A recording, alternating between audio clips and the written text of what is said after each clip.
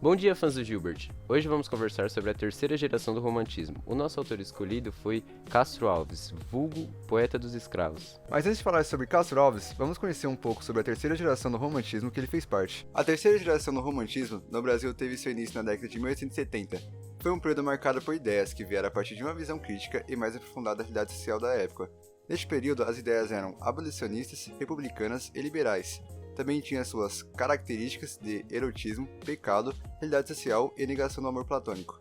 Os escritores da terceira geração romântica eram fortemente influenciados pelo pensamento positivista e evolucionista. A terceira geração do romantismo foi marcada por um imenso sentimento de liberdade e igualdade. O poeta conseguia expressar seu sentimento de uma forma mais concreta, valorizando os traços e características reais do ser amado, em vez de enaltecer alguém como intocável. E depois de conhecermos um pouco sobre o terceiro período do romantismo, vamos conhecer mais sobre Castro Alves. Castro Alves, ou Antônio Frederico de Castro Alves, nasceu na cidade de Curralinho, na Bahia, em 14 de março de 1847. Em 1858, foi estudar no Ginásio Baiano, antiga e prestigiada escola localizada em Salvador. E entre 1859 e 1861 começou a escrever seus primeiros poemas.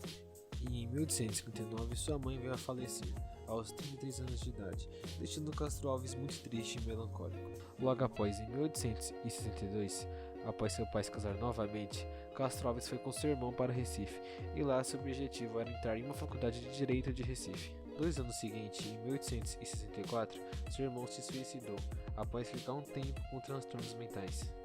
Aos 21 anos de idade, mostrou toda sua coragem ao recitar durante uma comemoração cívica o seu poema O Navio Negreiro. A contragosto, os fazendeiros ouviram-nos clamar versos que denunciavam os maus tratos aos quais os negros da época eram submetidos. No começo de 1868, Castro Alves foi para o Rio de Janeiro visitar Machado de Assis.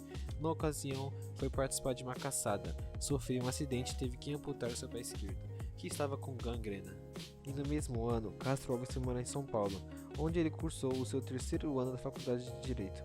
Castro Alves morreu jovem, morreu no dia 6 de julho de 1871, aos 24 anos, antes mesmo dele terminar seu curso de Direito, que na verdade ele já vinha sofrendo de tuberculose desde seus 16 anos de idade. E agora iremos recitar o poema Canção do Africano, poema escrito por Castro Alves no ano de 1863.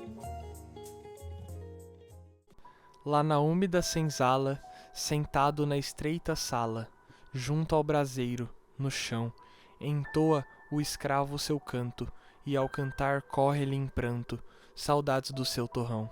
De um lado, uma negra escrava, os olhos no filho crava, que tem no colo a embalar, e a meia voz lá responde, ao canto e o filhinho esconde, talvez para não o escutar. O escravo calou a fala, porque na úmida sala o fogo estava a apagar, e a escrava acabou seu canto, para não acordar com o pranto o seu filhinho a sonhar. O escravo então foi deitar-se, pois tinha de levantar-se bem antes do sol nascer, e se tardasse, coitado, tinha de ser surrado, pois bastava escravo ser. E a cativa desgraçada deita seu filho, calada, e põe-se triste a beijá-lo, talvez temendo que o dono não viesse, em meio do sono, de seus braços arrancá-lo. Minha terra é lá bem longe, das bandas de onde o sol vem. Essa terra é mais bonita, mas a outra eu quero bem. O sol faz lá tudo em fogo, faz em brasa toda a areia. Ninguém sabe como é belo ver de tarde papaceia. Aquelas terras tão grandes, tão compridas como o mar, com suas poucas palmeiras, dão vontade de pensar. Lá todos vivem felizes, todos dançam no terreiro. A gente lá não se vende como aqui, só por dinheiro.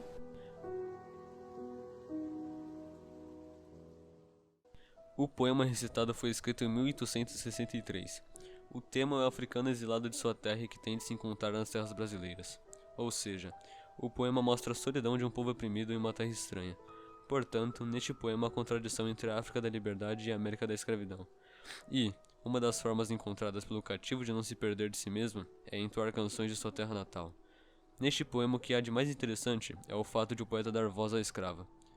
Este poema, composto por 9 estrofes, sendo que as 2 primeiras e as 3 últimas têm 6 versos cada. As demais estrofes são quartetos, e percebe-se que justamente essas estrofes de 4 versos são cedidas à voz africana cativa em terras brasileiras.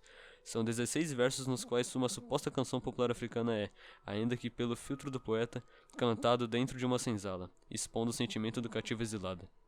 O poema de Castro Alves é uma obra de lirismo social que denuncia as atrocidades da escravidão. Assim como em Canção do Exílio de Gonçalves Dias, há no texto em análise a contraposição da terra e que se está e da que se tem saudade, o que evidencia o sentimento de nacionalismo fanista. Como a crítica que está sendo feita não apresenta dados e fatos, ela se resume ao fator passional, isto é, evidencia-se a revolta do eu lírico com a situação, mas não a presença de propostas de mudança. Nesse sentido, podemos afirmar que a crítica é retórica, mais emotividade do que razão. Nas estrofes, o poeta faz questão de dar voz ao escravo, sempre exaltando o local onde está e a saudade que sente de sua terra e sua cultura. Na primeira estrofe, fala da senzala e da saudade que sente do seu local de origem. A escrava cuida de seu filho, fala de sua cultura, de suas danças, da saudade de tudo que a fazia bem.